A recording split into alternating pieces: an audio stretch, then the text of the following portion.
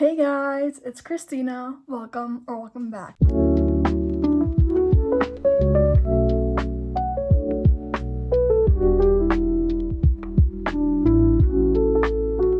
So before I get into today's video, I wanted to talk to you guys about why I haven't posted in like 3 weeks. And the thing is, I'm still in a reading slump, which sucks. I think I finished 3 or 4 books since August, which is insane for me. I usually read at least 3 or 4 books in a month. But I have been racking my brain on content. I did film a whole video that you guys are never gonna see because it turned out to be, it didn't turn out how I wanted to turn out, and I was not happy with it. And I was like, I didn't want to post it. I didn't want to post a video I wasn't happy with, and I've been racking my brain for content ideas, stuff that I've maybe haven't done before, and now we are back, hopefully, for the next foreseeable future until the new year, where I'm trying to plan more content for that as well. But today, as you saw by today's video, we're doing my top 3 books by my favorite authors. I have to do a warning, some of these authors don't have more than 4 books, or I haven't read more than 4 books by them, but they're still my favorite authors. Especially one of them is Chloe Walsh, and you guys are gonna be like, you've only read 3. But I rank those 3 because she's becoming one of my favorite authors. I mean, I am reading Redeeming 6, that will be my 4th book of hers, but that's besides the point. So yeah, I'm gonna be telling you guys my top 3 books by my favorite authors. Most of these are no specific order, but I did try to put them in order. I did try to put them in order, but you know, it changes depending on the day, right? So let's just get started. Author number 1 is Carley Fortune. Carley Fortune writes these super summery romances, and they're based all in Canada, which I love. Actually, I've been to Canada, but not the part of Canada she talks about, but the way she describes books, I can literally feel like I'm there. But my ranking basically is This Summer Will Be Different is number 1. Then we have One Golden Summer, which is the one that came out this year, and I loved this one. And then Maybe by a Lake. I think the one I'm missing is actually her first book. Yes, actually the first one I'm missing is Every Summer After. I just feel like, you know, if you've read that book, you know kind of how that one, the trope that's in that one, and I don't mind it, but you know, compared to the rest of the books where this trope doesn't appear, she's last. But I really like it. I love Carley Fortune. She just recently announced her next release, and I'm really excited.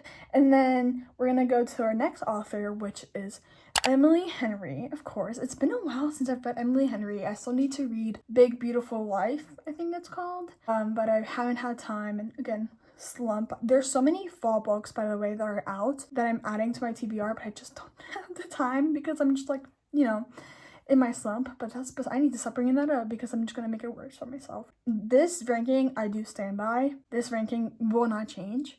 My first book, which might be controversial, is Funny Story. I recently got the paperback, finally. I just want to reread it. I want to reread it to the point where I'm highlighting it. That's how much I love that book. Then we have People We Meet on Vacation. I also love that book, and I cannot wait for the movie in January. I think it's coming out at such an odd time, but the sooner the better. If they could have released it yesterday, I would have been happy. And then obviously, last but not least, Beach Read. I feel like Happy Place and Book Lovers I did like, but Happy Place I feel like I'm not grown up enough to relate or to understand those characters as much as some other people have, and especially obviously because it's like technically like a second chance, so that's why I didn't put it on the list. And then Book Lovers, I did enjoy my time reading it. I loved all these books, but I like these 3 more, obviously. The next author I'm going to be talking about is my one and only Taylor Jenkins Reid, which I went back to check. I literally only have to read Atmosphere still. I've read all of her books. I think I got the title of one of these wrong, so I'm going to change it. I forgot to look it up. Actually, let's do that now.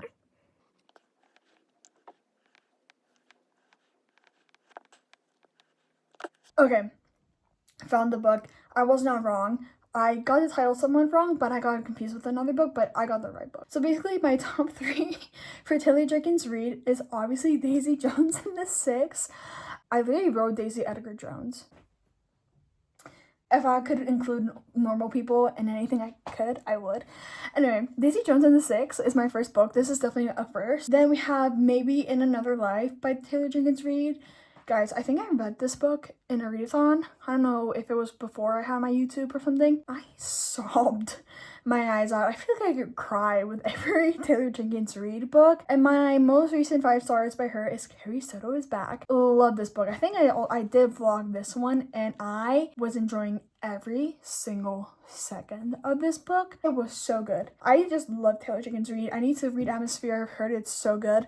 Might be my next book I pick up after I finish the 2 I'm in the middle of now.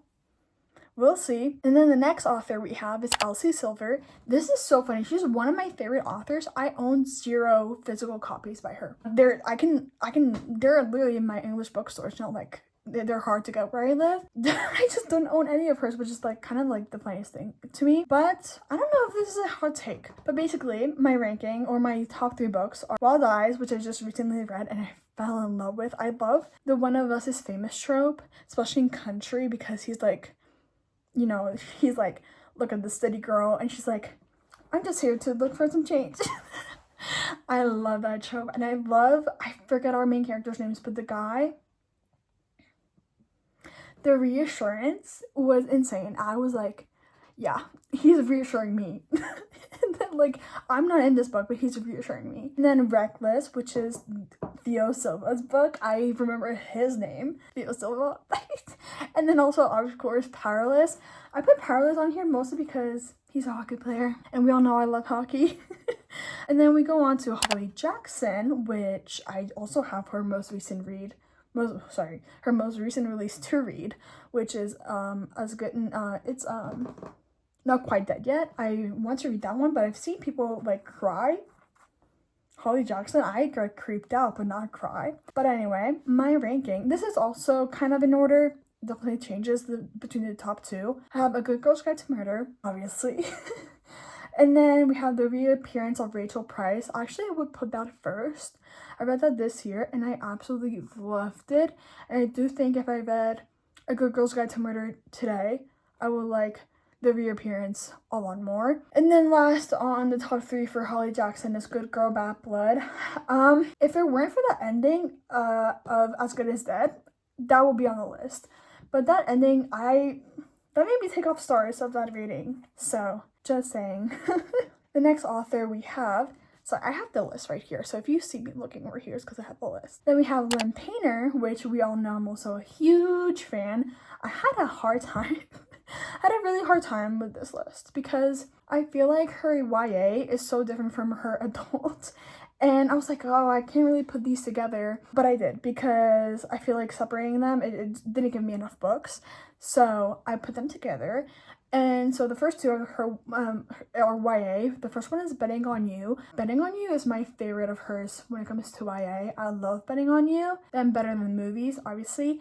Hot take, the second book to duology, I really did like it. Was it necessary? Probably not, but I did really enjoy it. And then Made for Each Other, which was released this summer, and I do need to get Fake Skating and read that as well.